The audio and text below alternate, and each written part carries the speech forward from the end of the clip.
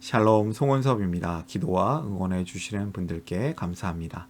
코로나 상황에 따라서 비대면 온라인 예배를 드리기를 원합니다. 본 영상 설교는 새가족교회 설교 메시지입니다. 교회 성도님들과 신앙생활의 새가족을 위한 쉬운 메시지이기도 합니다. 오늘 메시지의 제목은요, 믿음으로 산 사람, 아브라함 얘기를 하려고 합니다. 로마서 4장 1절부터 12절에 해당되는 이야기를 전하기를 원합니다. 성경 말씀 한 절을 읽어볼까요? 로마서 4장 3절. 성경이 무엇이라고 말합니까? 아브라함이 하나님을 믿으니 하나님께서 그를 의롭다고 여기셨다 하였습니다. 이 메시지는 교회를 한 번도 안 가본 사람에게도 들리는 메시지, 교회를 다녀본 사람들에게 은혜와 도전이 되는 메시지, 성도님들 스스로에게 스스로 질문하고 답을 찾아가면서 스스로 은혜가 느껴지는 하나님 말씀을 혼자서 먹을 수 있는 메시지가 되기를 바라는 마음입니다. 오늘 처음 얘기는 좀 가볍게 시작하려고 하는데요. 토끼가 나오죠. 산토끼. 산토끼의 반대말이 무엇이냐? 약간 우스갯소리 같기도 한데요. 산토끼의 반대말은 바다토끼, 강토끼, 판토끼, 알칼리 토끼, 키토산, 죽은 토끼, 바다거북. 썰렁한 얘기입니다. 죄송합니다. 오늘 제가 전하고자 하는 이야기에는 산 사람에 대한 얘기를 하려고 했기 때문에 산토끼 얘기를 했어요. 성경 본문이 믿음으로 산 사람 아브라함을 이야기하고 있습니다. 이 아브라함이 믿음으로 산 사람이죠. 첫 번째 믿음의 사람이라고 해도 과언이 아닙니다. 이 성경에서 말하는 산 사람은 죽은 사람의 반대말이죠. 죽은 사람은 사실 이게 생명이 끊어진 사람이기도 하지만 성경이 말하는 죽은 사람은 하나님과의 관계가 끊어진 사람을 말합니다. 다시 말해서 산 사람은 하나님과의 관계가 온전한 사람이겠죠. 그리고 죽었다 산 사람은 하나님과의 관계가 다시 회복된 사람을 다시 산 사람이라고 할 수 있겠습니다. 믿음의 조상, 믿음 1호 조상 아브라함 얘기를 하려고 합니다. 앞서 로마서 3장까지는 이런 이야기가 핵심 메시지였습니다. 모든 사람은 죄인이다. 예수님을 믿음으로 의롭게 된다. 이러한 앞의 이야기에 이어서 바울은 로마서 4장 1절을 아브라함 이야기로 시작합니다. 사실 내용적으로는 반복인데요. 왜 반복을 할까요? 너무 중요하기 때문이에요. 정말 중요합니다. 여러분, 믿음으로 산다는 것, 믿음으로 의롭게 된다는 것 너무나도 중요한 이야기니 여러분도 혹시 내용이 반복되었다고 혹시 막 이렇게 지겨워하거나 불편해하지 않았으면 좋겠습니다. 이건 놀라운 하나님의 은혜가 되는 메시지이기 때문입니다. 반복이 사실 좋은 겁니다. 아브라함은 하나님의 백성이 된 유대인의 조상으로 바울은 이 아브라함을 실제 예로 들어서 믿음의 교리, 믿음으로 의롭게 된다는 이야기를 자세히 설명하려고 합니다. 오늘 설교를 위한 세 가지 질문입니다. 중심이 되는 세 가지 질문이 쉬운 질문이며 답도 쉽습니다. 이 메시지를 듣는 분들에게 세 가지 말씀을 이해하는 기둥이 되었으면 하고요. 하나님께서 각자에게 주시는 은혜와 도전이 있었으면 합니다. 은혜는 은혜가 돼서 말씀이 좋은 거고요. 도전은요, 이 말씀이 나에게 자극이 되어서 적용이 되어서 이렇게 살아야겠다 또는 이렇게 살지 말아야겠다 이런 마음을 줄 때 도전이라고 합니다. 첫 번째 질문이에요. 아브라함은 무엇으로 의롭게 된 사람인가? 이것을 다시 한번 이야기하는 이유가 있겠죠. 로마서 4장 1절부터 3절. 그러면 육신상으로 우리의 조상인 아브라함이 무엇을 얻었다고 우리가 말할 수 있겠습니까? 아브라함이 행위로 의롭게 되었더라면 그에게는 자랑할 것이 있었을 것입니다. 그러나 하나님 앞에서는 자랑할 것이 없습니다. 성경이 무엇이라고 말합니까? 아브라함이 하나님을 믿으니 하나님께서 그를 의롭다고 여기셨다 하였습니다. 이 유대인들은 아브라함을 당대의 유일한 아주 뛰어난 의인이라고 여겼습니다. 그래서 아브라함이 의롭게 된 것을 자랑했습니다. 바울도 그것을 인정했습니다. 근데 그 아브라함이 의롭게 된 것이 자신의 행위 자신의 행동으로 그렇게 된 것이 아니라 믿음으로 의롭게 된 것을 분명히 밝힙니다. 창세기 15장에서 17장에 해당되는 내용의 이야기인데요. 바울이 이 아브라함을 예로 들어서 의롭게 된 것은 행위가 아니라 믿음이다. 그러니 믿음으로 의롭게 된다니까 이걸 강조하는 겁니다. 그 아브라함도, 유대인들이 자랑하는 그 아브라함도 믿음으로 의롭게 되었거든, 믿음으로 되었거든, 똑바로 알아들어. 중요한 내용이니까 바울이 반복 교육을 하고 있습니다. 다시 한번 말하지만 하나님의 은혜입니다. 아무 공로가 없어도 하나님이 의롭다고 해 주셨습니다. 일을 하는 사람에게는 품삯을 은혜로 주는 것으로 치지 않습니다. 그것은 대가입니다. 보수로 주는 것으로 생각합니다. 그러나 하나님은 경건하지 못한 사람을 의롭다고 하시는 분입니다. 그래서 그 분을 믿는 사람은 아무 공로가 없어도 믿음으로 의롭다고 인정을 받습니다. 인정을 받습니다. 하나님은 경건하지 못한 사람, 죄인을 의롭다고 해주시는 참 좋으신 분이십니다. 그 참 좋으신 하나님, 첫 번째 메시지입니다. 그 좋으신 하나님을 믿기를 바랍니다. 은혜 주시는 하나님을 믿음으로 살라. 하나님께서는 믿는 자에게 아무 공로가 없어도 의로움을 주십니다. 여러분들이 공부를 잘하거나 못하거나 잘생겼거나 좀 안 잘생겼거나 하나님은 똑같이 은혜를 주십니다. 아멘. 두 번째 질문입니다. 행한 것이 없어도 받는 하나님의 복은 구체적으로 무엇인가?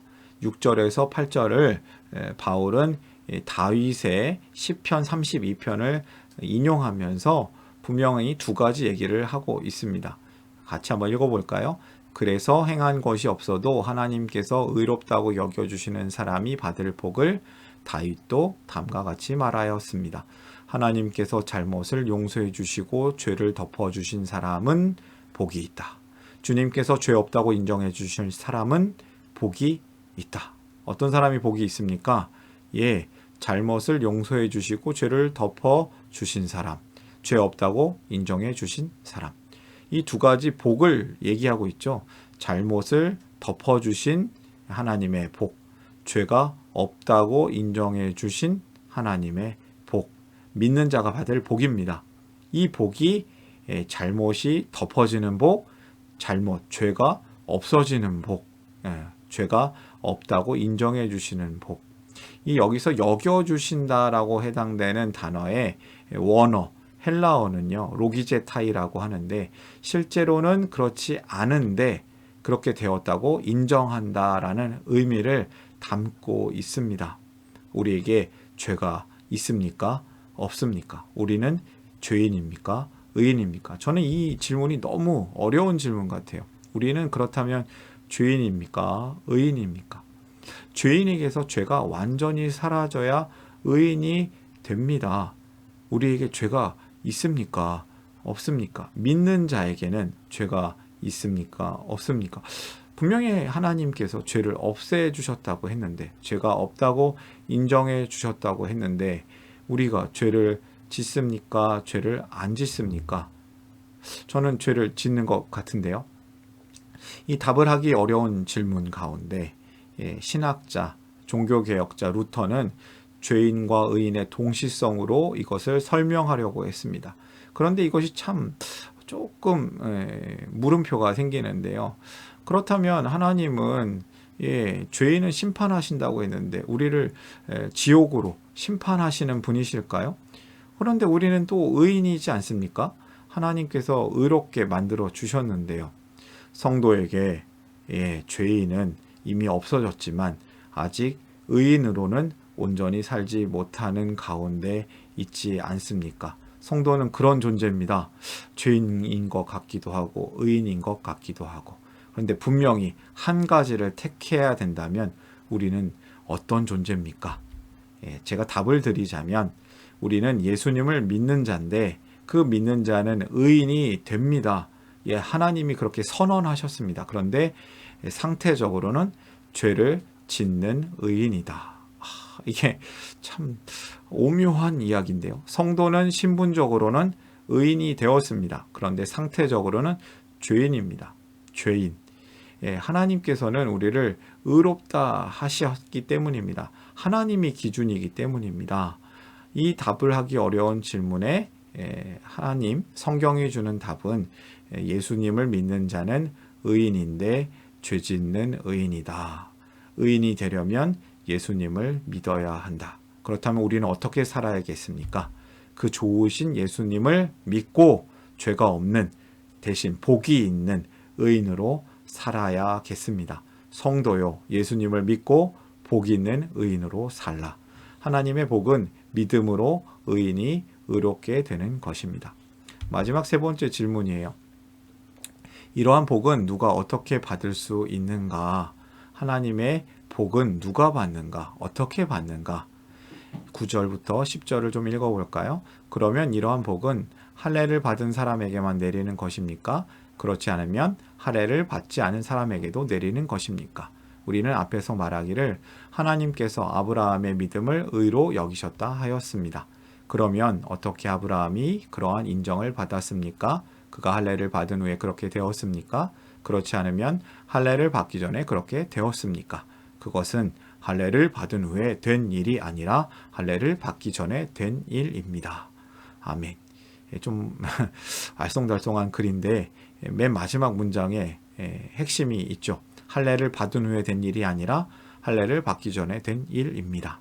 아브라함은 이 믿음으로 할례를 받기 전에 의롭다고 인정되는 복을 받았습니다. 이처럼 복은 하나님이 무할례자나 할례자에게나 믿음으로 받는 것이라고 분명히 말하고 있습니다. 이 아브라함 얘기를 왜 했습니까? 사실 이 무할례자 할례자 논쟁이 아주 그 당시에는 아주 뜨거웠기 때문입니다.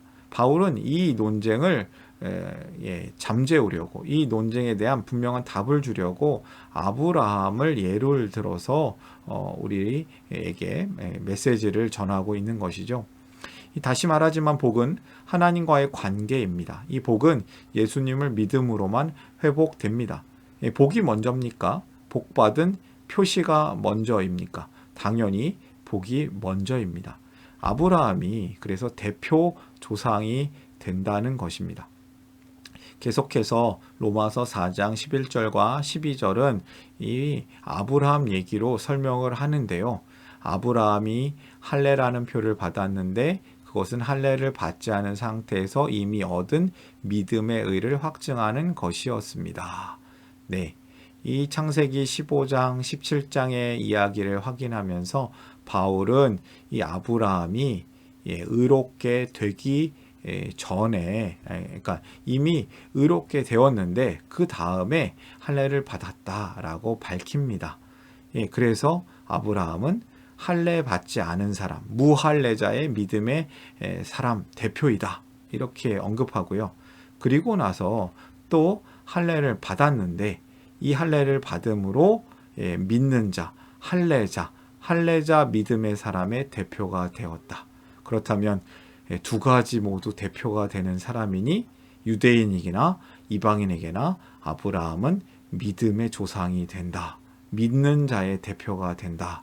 이런 얘기를 하였습니다. 아주 절묘한 설명이죠. 이 할례에 대해서 얘기를 하는데요. 할례는 오늘날 교회에서 행하는 세례로 이어집니다.